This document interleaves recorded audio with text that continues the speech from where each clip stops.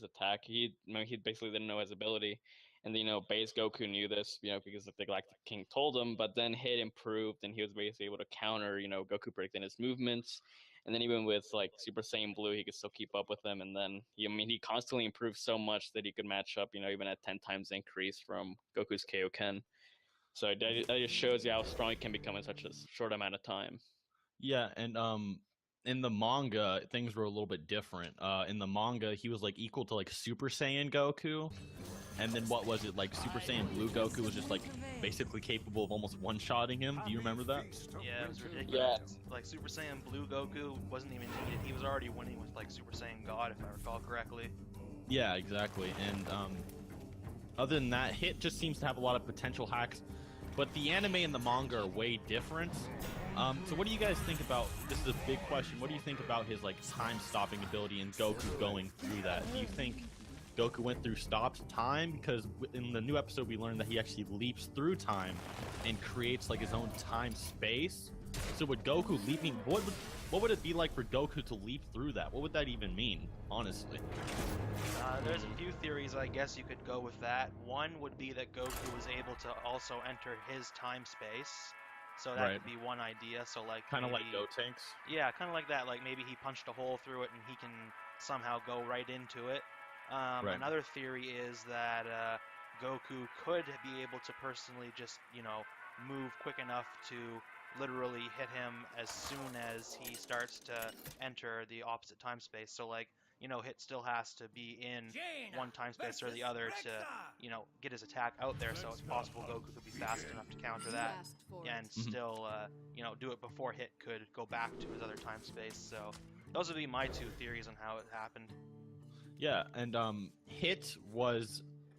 Would you say in the anime that he was weaker than Goku when he first started as a Super Saiyan Blue, or They would you said say that they Hit were had? about equal when Hit wasn't using time skip. Like I Right. remember at one point they're like, "Oh, Hit's keeping up with Goku Super Saiyan Blue," and then Goku's just like, "Why aren't you using time skip on me?" And he's just like, "Well, you already figured it out." Yeah, exactly. And then like a few minutes of fighting, Goku used Kaioken times 10, and Hit is on that level. I wouldn't say Hit was on Goku's level because like Hit was using a bunch of hacks, and Goku was still able to compete with him just using raw force. So I think Goku Kaioken times 10 was probably still a little bit stronger, but Hit was relativistic to Kaioken times 10. So I also like to like bring up something. So at least now we have more of an idea of how Hit's like ability works, because we thought that the Tokikawashi is basically just like stopping time altogether. Like if you guys get what I mean, like if you stop time like on a universal scale or just like a specific space, you know what I mean? So now we know how it works. In the new in episode 71, he does stop time with the fat mobster fuck. I don't know if he was given a name. Whoever that was, but he did stop time for him. I don't know how that works. It was never explained again. And also in the Universe 6 tournament, Hit would have one-shotted Goku if like the rules really did change. Like, could you imagine if Hit was like, okay, you're okay to kill me now?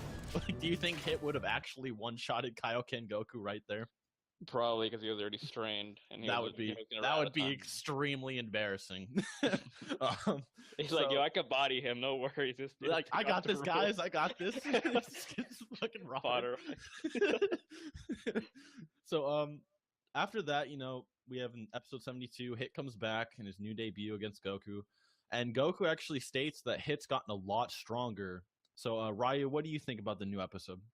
Well, basically that points out that, Hit, since he was already about the same strength as Kaioken times 10, Goku was Super Saiyan Blue in the tournament, that would mean that Hit is more than 10 times as powerful, and since Goku, without even using Kaioken now, he was able to defeat Hit, that would imply that Goku's Super Saiyan Blue form is more than 10 times as powerful as it was in the tournament. So Yeah, definitely. yeah, we got a decent multiplier for his growth rate over the last few arcs.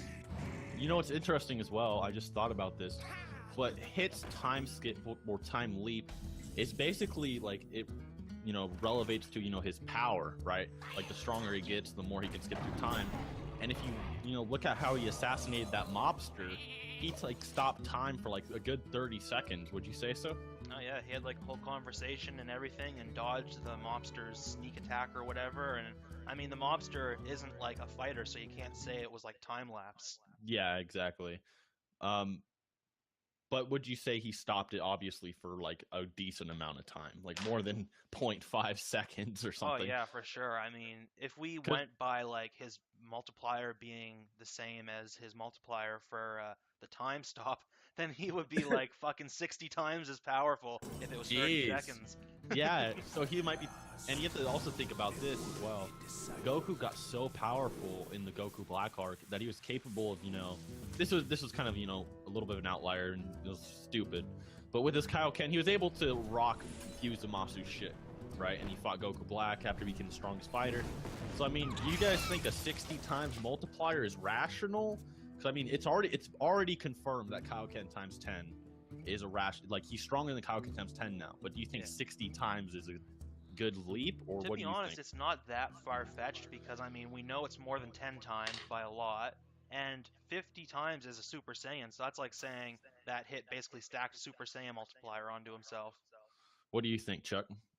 Okay, so we also know that Zenkais are pretty like I guess like they basically like I don't know how to explain it, like they lapse like between their margin, right? So you can have a Hmm. small Zenkai or a large Zenkai. So like Goku Right. got like what 3 or 4 Zenkais. So Yeah, I and he mean, was training yeah. after that.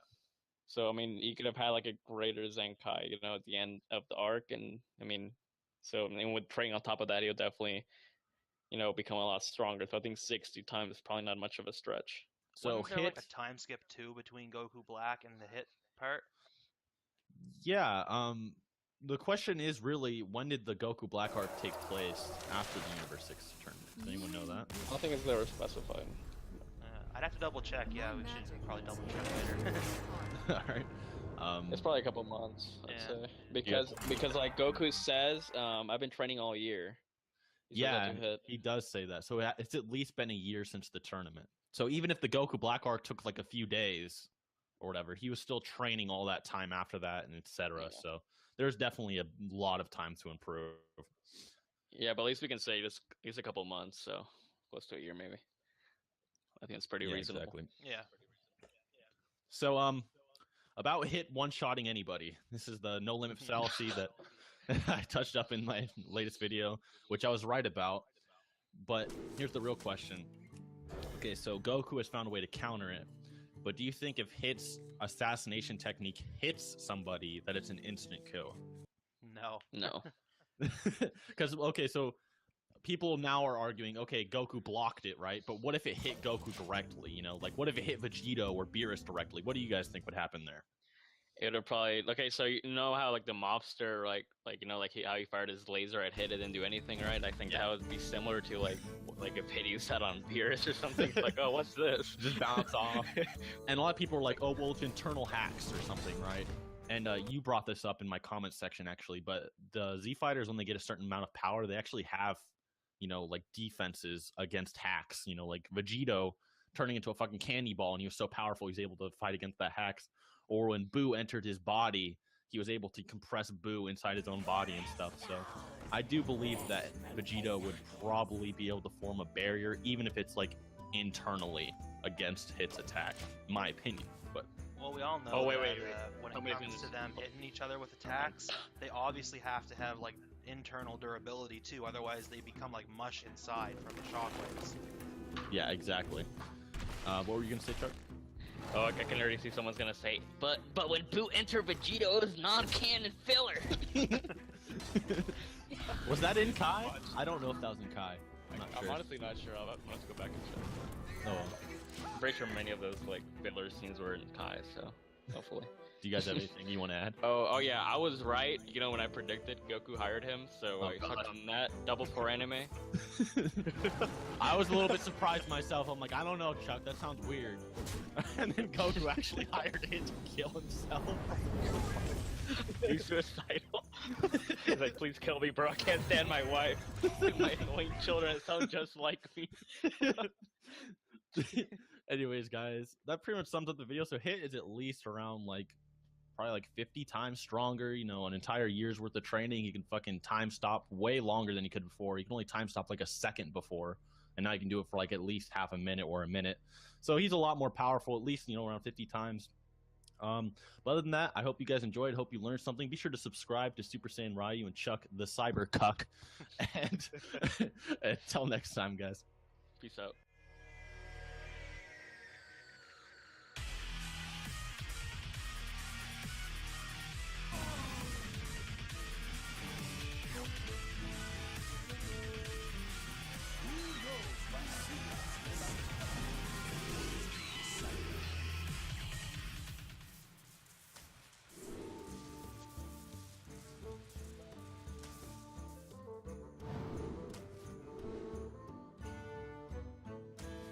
The Darth Vader back-to-tank scene in Rogue One was not only a standout moment for the film itself, but marked some major changes and additions to the character of Darth Vader. Because of these scenes, Darth Vader now varies quite drastically from his Legends counterpart in the additions added to his character in that depiction of the Star Wars universe, mainly made to him over the 30 years after Return of the Jedi. Vader being in the tank obviously means that he does not have to be confined to his suit for his entire life. In Legends, however, that was the case for Darth Vader. Although alterations were made to his suit, he was forced to remain within it due to the life support system that kept his lungs and generally his entire body functioning. Without his suit, he would have certainly perished. Unlike his scene in Rogue One, Vader acquired it the entire time and could not be placed within a back-to-tank because it would essentially kill him. In Legends, the most relief the Dark Lord received was the periods within his meditation chamber where he could remove his helmet. His body in Legends became a literal part of the suit, as he required it at all times. When Vader was originally placed within his Sith armor for the first few months, he found his sanity leaving him, as he became claustrophobic within his prison-like suit, unable to leave its confines. The suit would also tend to snag and hang up on what remained of his limbs, causing extreme pain. His flesh had to be routinely peeled away and scrubbed off to prevent infection, and his suit constantly created loud noises that would make sleep or rest nearly impossible. But although these traits of his suit are horrific, it played into the power of the Lord of the Sith. There are several key emotions that give the dark side of the Force the power that it has. The most notable of these emotions are anger, hatred, and pain. For Vader, he already checks out quite clearly for the first two emotions, but his pain is what truly sets him apart from the rest. Vader holds anger for Obi-Wan and the Jedi in general, but he truly draws on the power of these emotions based off of his hatred for himself and no one else. Beyond any person, Vader could never hate anyone to the extent that he hates himself. Now in canon, since Vader is able to enter a back-to-tank, although he is still clearly constantly in pain within the suit, he does have some moments of levity. In the visual dictionary for Rogue One, the back-to-tank is even described as relaxing. While it is true, this canon change lessens the impact Vader's pain has on him, where the tank and the castle are located focuses on a different emotion that fuels the dark side, the emotion of anger. Again, by the visual dictionary, we are aware Vader's back-to-tank overlooks the location where Obi-Wan Kenobi crippled him. It is clear in canon, Vader's power in the dark side seems to be more emphasized on his hatred rather than his pain, with Vader even commenting that his suit may become a gift at one point. But this is not the most significant of the changes made. As we've discussed multiple times before, Vader's original suit was rushed and extremely crude. It was not made by the finest materials the galaxy had to offer, and was made as a form of punishment for Vader on behalf of Palpatine. What made Darth Vader in Legends so significant was the fact that he overcame these flaws, and even to a large extent made them mute entirely. Vader used his hindrances to his full advantage, changing the way he fought, and even more importantly when pertaining to the dark side, the way he thought. In Legends, later in the timeline, when Palpatine became worried he would never find anyone with the power to overthrow him, he commissioned a new suit to be constructed for Vader. But it was deemed too late by Vader himself, as taking Vader out of his original suit could kill him. As we saw in Rogue One, this is not the case. Vader is completely able to leave his suit, and changes or even new suits entirely are now completely possible. This even aids in the explanation of Vader's changes in suits from film to film. I do want to say this though, while the canon depiction of Vader is now changed, it does not necessarily mean that it is bad. The location of the tank is a major saving grace for the fact that now, that Vader can achieve moments of relative peace. The visual dictionary again does an astounding job at illustrating this, that Vader's mind has become so twisted and evil he considers this location to some strange extent peaceful. It is my belief that this is where Vader feels the most connected to his power and the dark side, the place where he lost everything, and the place Anakin Skywalker died. Although the aspect of his painful suit is now lessened, his mental state has become more complex than ever. In a sense, while the Legend's depiction of Vader is motivated by anger, hatred, and to a big degree pain, the canon version focuses on the aspect of anger and hatred, but more so than that, of pain. Why this is so genius is because it perfectly depicts Vader's mental state. Anakin Skywalker is dead, but unlike in Legends, when it appears as if Vader is writing his former self off entirely, the canon Vader thrives off of that memory. The memories Vader used to have, and the underlying memory that as much as he despises it, he was, and deep down still is, Anakin Skywalker. Perhaps in some strange way, the constant reminder of Mustafar, and the apparent death of Anakin gave way to his redemption, as although he tried to bury it, and at some point likely even convinced himself Anakin Skywalker was dead, deep within him, he knew he survived. So that is why the back to tank scene in Rogue One has changed the character of Darth Vader forever. I would love to hear in the comments whether you think it's for better or worse. If you enjoyed the video, please leave a like, as it helps the channel out a great deal and I really appreciate it. If you would like to speak to me directly and ask questions, be sure to follow me on Twitter at StupendousWave. If you haven't already, maybe consider subscribing to ensure you stay up to date with everything Star Wars related. Thanks so much for watching, may the Force be with you, and have a great day.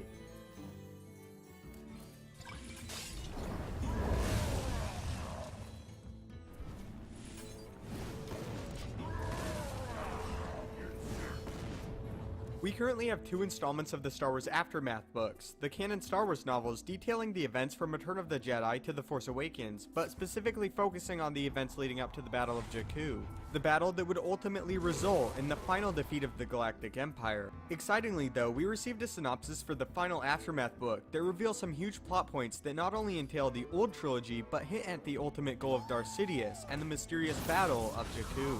To preface the synopsis, we need to recall a few major developments discovered about Palpatine and the planet of Jakku. Before his death on the second Death Star, Palpatine stated that Jakku had been home to an extremely important event around 1,000 years ago, and that the planet would be crucial once more. Although he does not go into greater details about the planet, he does explain he values it a great deal. The other important thing, being based off of the visual dictionary for The Force Awakens for the planet of Jakku, we learned it was home to a super secret Imperial base, and that one of the last acts of the vicious final battle between the Empire and the New Republic was the destruction of this base. The interesting thing about this being, the Empire opted to destroy their own base in an attempt to ensure the rebels never uncovered the horrors discovered there. We also know Palpatine was using the planet of Jakku as a jumping off point to go into the unknown regions. It was also revealed Palpatine was sending tons of men into unknown space, and that after the Empire officially crumbled, many of the pieces that still remained followed them. With those things set in place, let's go ahead and begin with the reading of the synopsis. Following Star Wars Aftermath and Star Wars Life Debt, Chuck Wendig delivers the exhilarating conclusion to the New York Times bestselling trilogy set in the years between Return of the Jedi and The Force Awakens. As the final showdown between the New Republic and the Empire draws near, all eyes turn to one isolated planet, Jakku. The Battle of Endor shattered the Empire, scattering its remaining forces across the galaxy, but the months following the rebellion's victory have not been easy.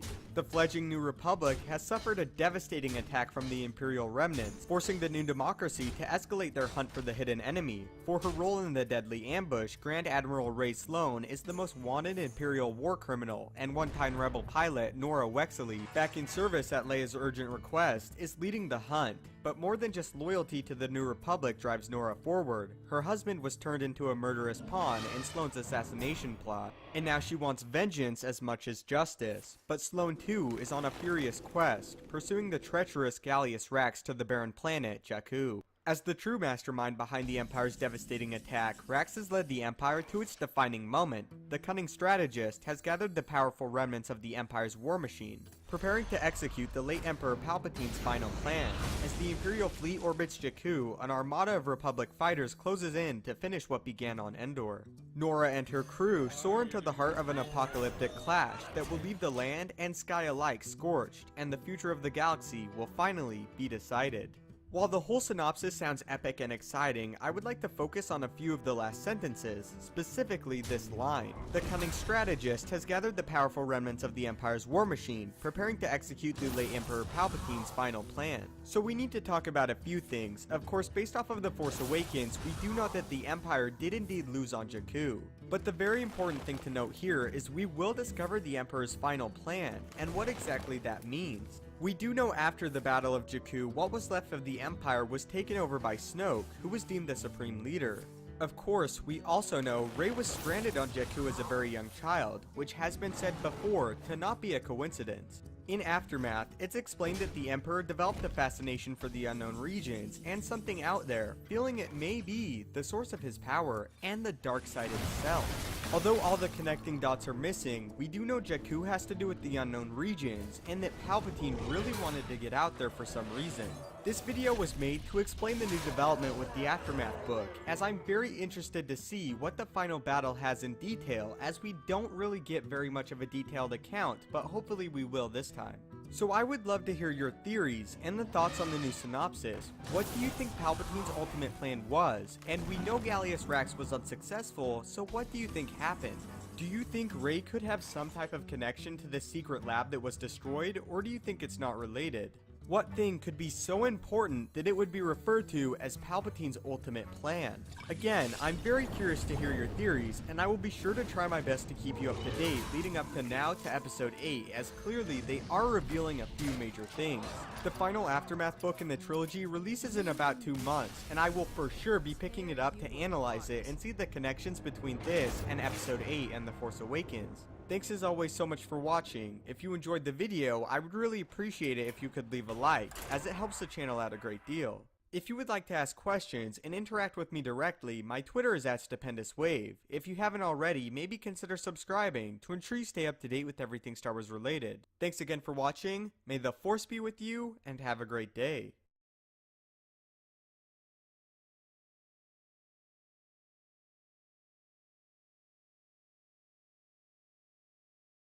The mystery of who Snoke is continues to plague the minds of the Star Wars fanbase now, approaching a year after The Force Awakens was released. Although much remains to be learned about the Supreme Leader of the First Order,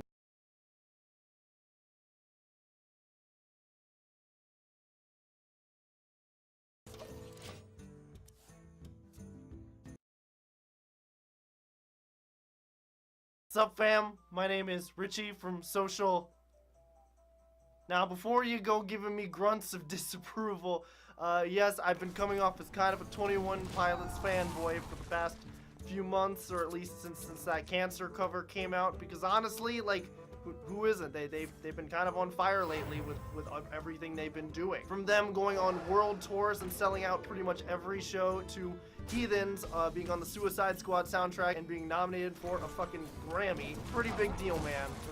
That's a pretty big deal. But speaking of top, about 4 days ago on the 21 Pilots YouTube channel, yes, I'm late, I'm sorry, a video was uploaded, which is essentially a 25-minute live session, or at least mostly live, of 21 Pilots and Mute Math, which is an indie rock band that they've been touring with a lot lately, collaborating on a ton of songs, and man, it's magical. I don't want to come off as biased because these reactions are supposed to be more of a critique, but like, fuck, man, it's beautiful. And Tyler Joseph has said in several interviews whenever Mute Math comes up that he grew up listening to this band because they've been around a while. I listened to them when I was in high school, and that they are a major influence on 21 Pilots. It's great that they're touring together, and after seeing this 25-minute collab, I can see why they're touring together. Their sounds mesh seamlessly. And while due to copyright, I can only play you snippets of the songs. Mainly, I want to play the Terror in My Heart reimagining between Mute Math and them, because it's just so good, and you need to hear it. But obviously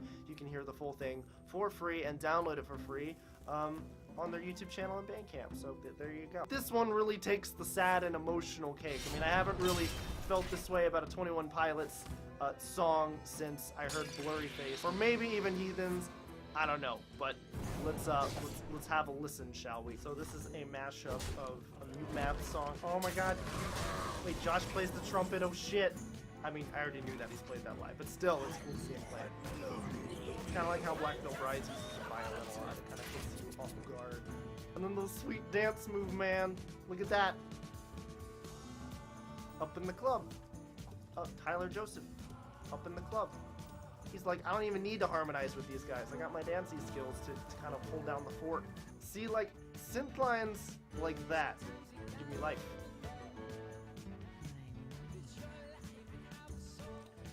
And there's Tyler Joseph doing his thing, and oh my goodness. It just makes it so much more punchy with, like, the kind of dance track vibe to it. It's much faster. It has way more synth in it. And I know you can't really hear the bass that much if you're listening on your phone or laptop speakers, but the little bass line they added too is really, it's really clever. It's good stuff. Oh man, they got a style shift. There we go. And we got the drummer playing the beard. I think these were some of the best lyrics on Blurry Face, believe it or not. I don't know. I think a lot of people would agree with me on that, but the whole pothole government thing.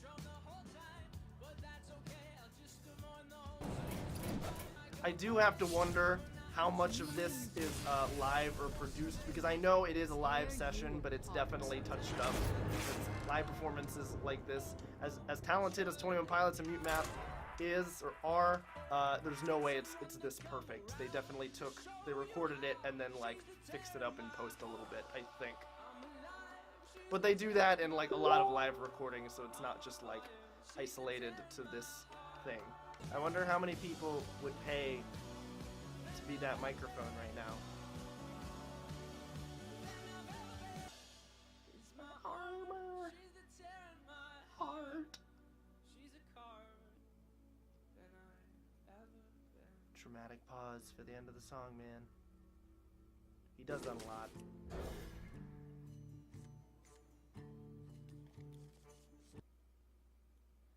And the post-song Brood. I'm sorry I talked so much during that and kind of cut it up, but as I said before, it's on their channel. It's free for download, which I've already done, and I've listened to it a few times today, but obviously with copyright stuff, it gets tough and kind of weird. But anyway, normally this is the part of the react where I kind of make a critique or a final consensus of what I thought of the video, but I kind of did that before the video. It's brilliant, it's really good. I'm probably going to listen to it many more times throughout the holiday season, and you should too, and let me know what you think of it. Obviously not everybody loved it, because that's just music and art in general, but did you love it? Did you not love it? Tell me what you think in the comments below. And who do you think 21 Pilots is going to collaborate next? I'd personally love to see like Melanie Martinez or Halsey, but I'm pretty sure that probably wouldn't happen. Even though I think Josh John is friends with Halsey, so that would work. That's all I got. Make sure to recommend to me other bands' music videos and YouTube videos to react to that I haven't reacted to already, and I will get around to it. Otherwise, too sad. Not too sad, or else I'll sneak into your house and kill your family. And have a nice day. Okay, bye. Mwah.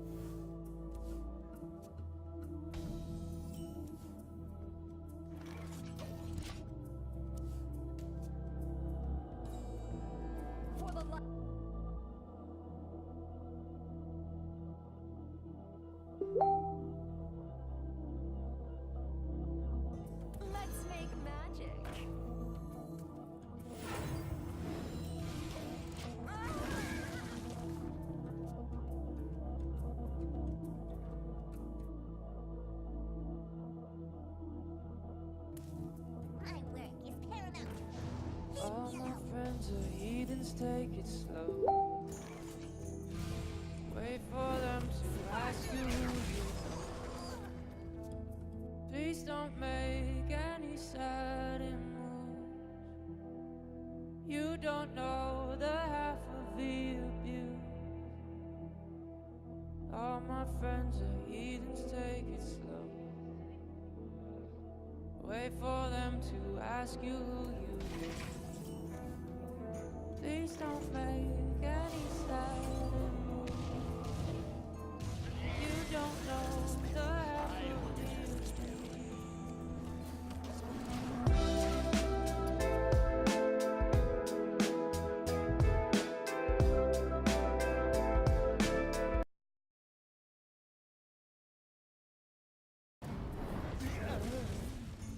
Hey friends, it's Aki Dearest. So I hope everybody is ready for the holiday festivities. I hope many of you are with your family or your friends, or maybe by yourself with your cardboard cutouts, cosplay prints framed up on the wall, your shrine dedicated to a very well done fan art of Satan in a bikini. Regardless, it's the holidays, the year is ending, so I hope everybody is in a very good mood today. So I wanted to have some fun today, and unfortunately the theme isn't really gonna fit with the holidays, because I posted a few days ago on like Twitter and Facebook that I wanted to go back to the Candid app, and I don't know if a lot of you saw it, but it's this video that I did like quite a while ago, and it was sponsored by Candid. A lot of you probably saw a lot of YouTubers doing videos over this, and I wanted to actually see what happened to the group that I made there called Aki Dearest Stuffs, which can be taken out of context very easily. I don't know what the damage is. I know that Joey said that he was gonna make a video at some point. Obviously he hasn't gotten around to it. I just realized that my hair being green and wearing a Santa hat is actually mixing the theme. So yeah, I'm gonna go on Candid right now, and then we're just going to go into the group that I made somewhere probably over, where is it? Right there. See? Aki Dearest Stuffs.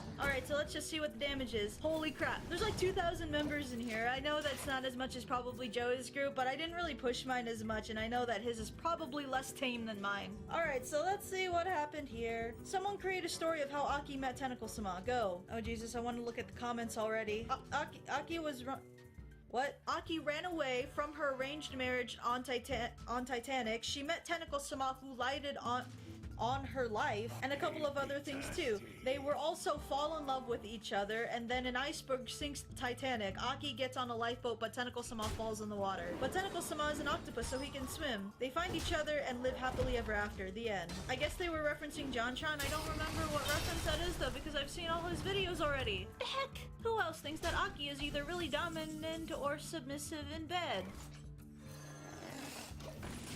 Dominant or submissive? Submissive or dominant? This is what goes on through people's minds when they watch my videos. Just why? Tell me. Is it the choker? Is it the harnesses? Is it the tentacle? Emphasis on tentacle. Alright, let's see what you guys said. I don't know. Both. She's both at the same time. We know what she is with Tentacle-sama. Me and my BF were watching Bible Black when his cat suddenly brings a baby bird and we had to save it. What a party pooper. Goddamn. You know, I'm not even BSing. Something kind of similar like that happened to me, only because it was Bible Black that I was watching, but it was to do something with the bird, but I have no cats. But I was watching Bible Black over 18, and then we have like this huge sliding door where you guys can like chill out on the balcony upstairs. Well, basically a pigeon had just smashed right into the window, and then it just kind of like flew off. It was very conflicting feelings. I was confused, scared, laughing my ass off about what the hell just happened, and being surprised at how far that girl was taking it in. Wait, what? I mean, what do you think about Aki Dearbreast? Wait, no! I mean, Aki Boob Dearest. I think you can message people on here. Yep, you can. Aki Dearest is really cool. I love her blind drawing videos the best. What was you guys' favorite videos? I like her trying out videos. Ah, emphasis on trying out.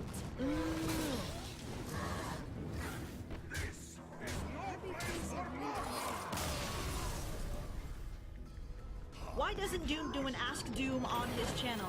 Why can't he read Japanese words? They're phonetic, for God's sake. Why? Because it's funny. And I like making him read Japanese. Hi, Aki, you should really stream again. I missed the first one. Yes, I will definitely be streaming more on Twitch, mainly just through my PS4. I'll probably do one on New Year's or somewhere throughout that month. If not, then on my birthday. You'll see me slowly integrate into the cam girl. Doom actually said one time that I look like a cam girl that he would actually watch. I think it's a compliment. I like how this one says, I need more JoJo's Bizarre Adventure. Meanwhile...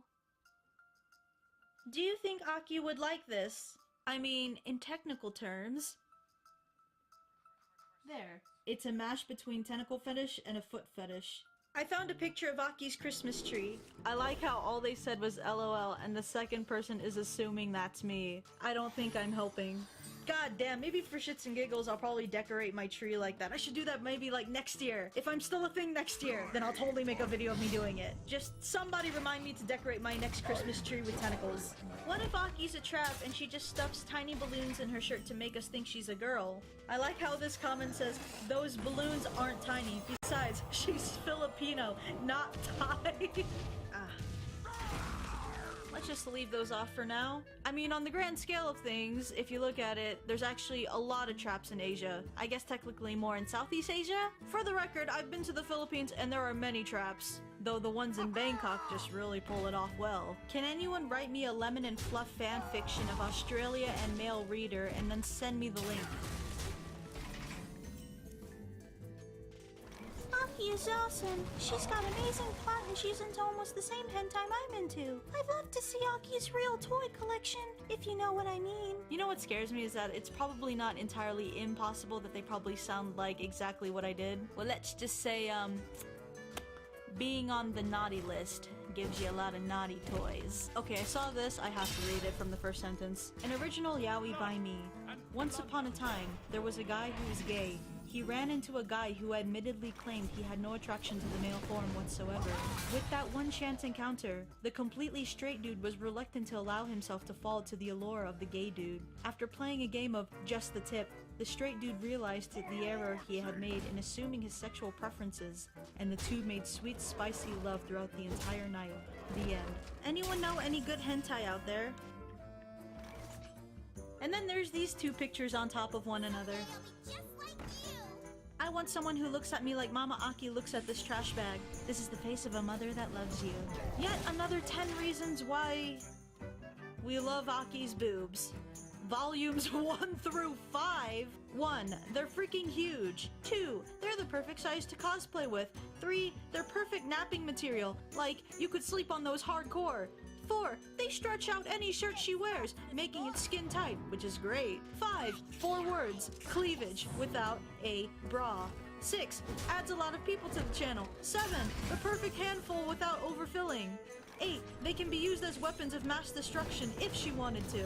9. Conversation starter. 10. They don't get in the way of anything, so hugs from the front are just that much better. 11. Wait, 11? 12. Holy shit. Holy crap, dude. My god. How many of these he...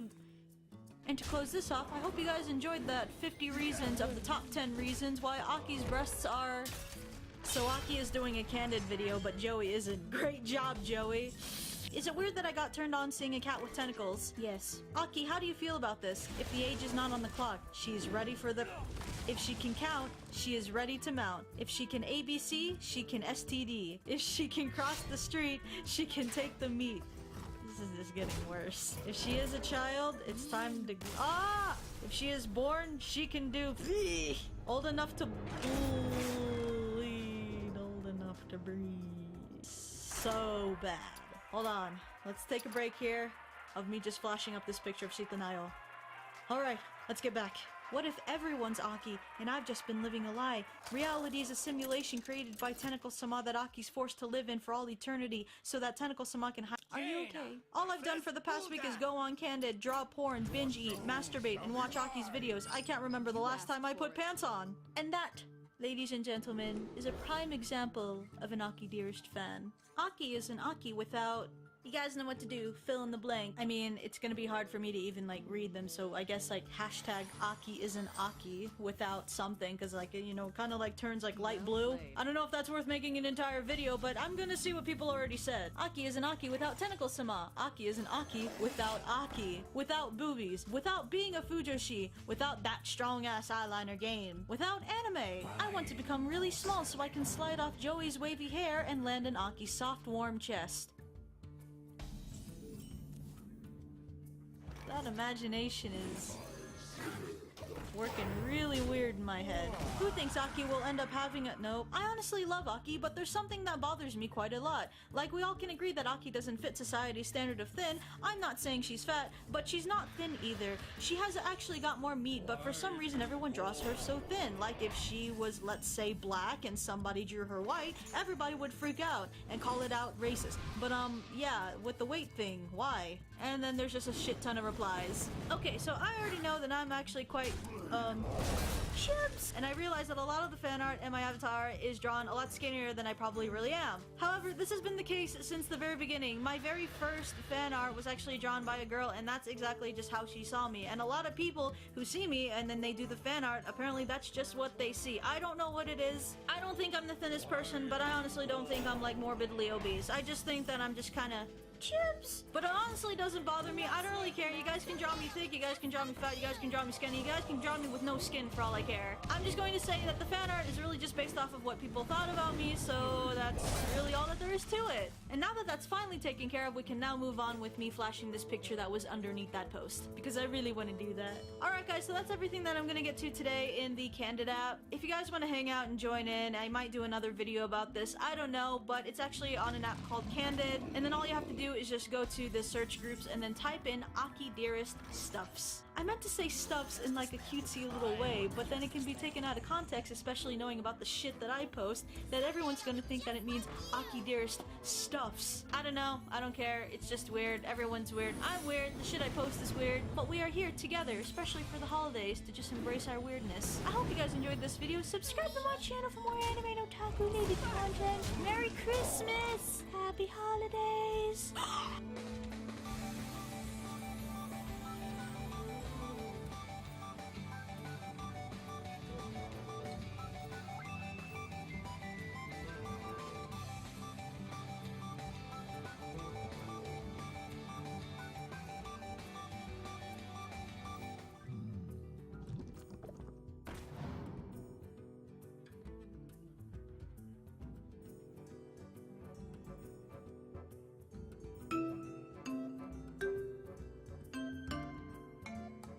Hey friends, it's Aki Dearest, and I had this really crazy idea where every time on Twitter, whenever I go on there, you guys are usually like screenshotting the person down below does something that's usually really lewd. So I had this pretty good idea that I thought, why not try the same concept with anime characters? Now the way I had to do this, I didn't want to just spam my own personal Twitter account with just pictures of anime characters, otherwise you guys probably would have been wondering why the hell I was doing that. So I decided to just go the extra mile and create another Twitter account with the name Aki Dearbreast. I think my profile picture looks pretty good. That way there's no followers, it was just me, and then I only followed I think 5 accounts. And all of them are the person down below accounts. So how I did this was that I just spammed the shit out of my Twitter and just plugged in a bunch of anime characters, left for a day, and now I'm coming back and I'm going to try and see how this worked out. Alright, first one. The person below buys condoms in bulk.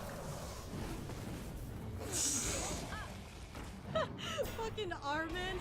What the hell is he gonna use condoms for? Maybe Aaron. I don't know. That face when you're at CVS and then all the condoms are gone.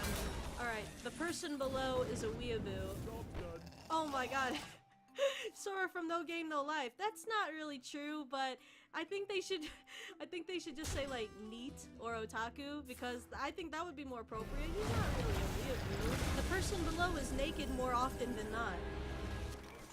Oh my god! Levi. Oh my god, you know, all the fangirls just wish that Levi was naked more than often. I'm pretty sure he was shirtless in at least one episode, right? That, or I've just been reading too many Attack on Titan versions. The person below is completely hairless down there. Ah! Oh! That's... Why? Why, Reina? Why?